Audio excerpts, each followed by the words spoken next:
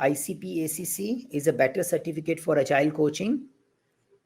So I would say the ICP ACC helps you in knowing what is agile coaching and helps you in understanding what all does it take in order to improve that skill.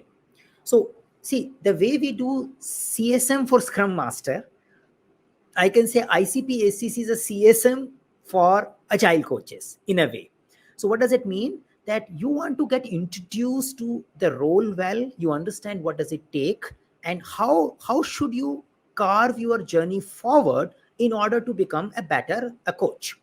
So I do see, based on whatever is available in the market, ICP ACC is a good foundational, or I would say a good step, or I would say first step one can take in order to take the agile coach journey forward. Yeah, so it's a good certificate, I guess. Now, what do we cover and how these whole things happen? So in general, the agile coach ICP ACC certificate is coming from IC Agile. They do have a learning objective. So whoever is teaching IC Agile, ICP ACC, they should adhere to that learning objective. That is the expectation of IC Agile. Now, that learning objective primarily teaches you what is coaching, how is it different from training, mentoring, consulting, and then providing advices. So you know when to apply an appropriate skill. Now, agile coaching is not necessarily 100% coaching. There could be other things as well, but you need to understand the difference between these things and understand where to apply what. So that's a one segment it takes to. Then it focuses on teaching you coaching, because the training, mentoring is something you might be already knowing, but giving you some flavor of doing which we can call professional coaching.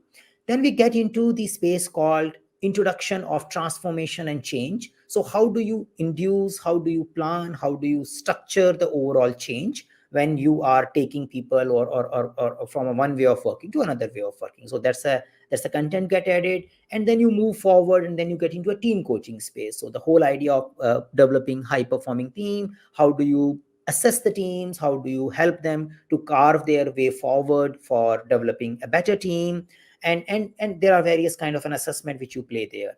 And then you also explore, how do I organize my coaching engagement, how do I make a coaching contract and all those things. So you have those understanding what should be there in coaching contract, what should not be there, what kind of an agreement I can make. So you learn that. And then you also spend some time exploring about, okay, how can I teach, what improvement I need to do in order to become a better teacher of agile.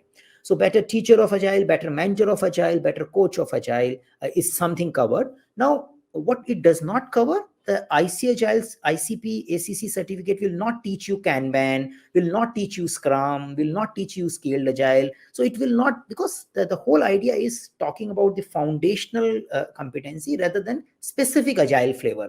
So one has to develop their own specific Agile flavors, specific Agile expertise after understanding these foundational stuff. So that's the ICP ACC certification a path is about. So one get a whole structured feeling of it. Now, these things can come with or without. So there is no and-to certification.